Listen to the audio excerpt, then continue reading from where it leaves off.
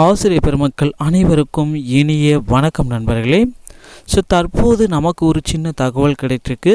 இந்த பிஜிடிஆர்பியில் மொத்தம் 14,000 ஆசிரியர்கள் தேவை ஏற்பட்டுள்ளதாக சொல்லியிருக்காங்க.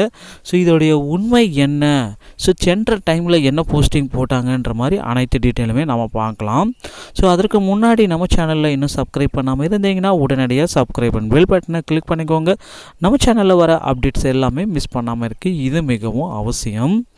2012 தேவைக்கு அதிகமான ஆசிரியர்கள் போஸ்டிங் போட்டாங்க. 5,000 வேகன்சிஸ் எக்ஸ்ட்ரா போட்டாங்கன்னு கூட சொல்லலாம். இந்த 10 ஆண்டுகள்லேயே 10,000 வேகன்சிஸ். இப்பொழுது பார்த்திங்கன்னா மாணவர்களுடைய எண்ணிக்கை, தனியார் பள்ளிகளில் இருக்கும் மாணவர்கள் எல்லாமே அரசு பள்ளிக்கு வந்திருக்காங்க. இதோடைய எண்ணிக்கை எல்லாமே அதிகரிச்சதுனால இப்பொழுது காலி பணியிடங்களும் அதிகரிக்கிறது. மேலும் பார்த்திங்கன்னா அரசு பார்த்திங்கன்னா 23,000 கௌரவ ஆசிரியர்களை நியமிக்கவும் உள்ளார்களாம். ஓகேங்களா.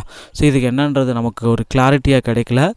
நிரந்தர ஆசிரியர் பணிக்காக காத்திருப்பவர்களின் நிலை என்னவென்று தெரியலன்னு கூட நம்ம சொல்லலாம்.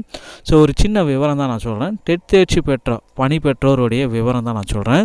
2012 2014 வரை பேப்பர் 1 தேர்ச்சி பெற்றோர் பார்த்திங்கன்னா 10,397 பேர். அதில் போஸ்டிங் 10,397 போஸ்டிங் போட்டாங்க.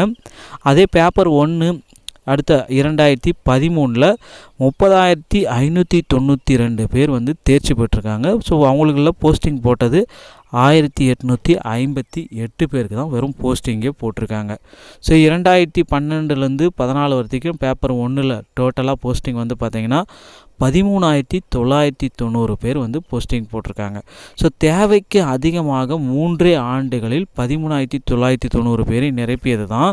இப்போ பார்த்திங்கன்னா அவங்க அடுத்த 10 ஆண்டில் ஆசிரியர் தேர்வை எடுக்கிறதுக்கு ஒரு சின்ன காரணம் கூட சொல்கிறாங்க. நிறைய நபர்கள், கல்வியாளர்களும் அதுதான் சொல்லிகிட்ருக்காங்க.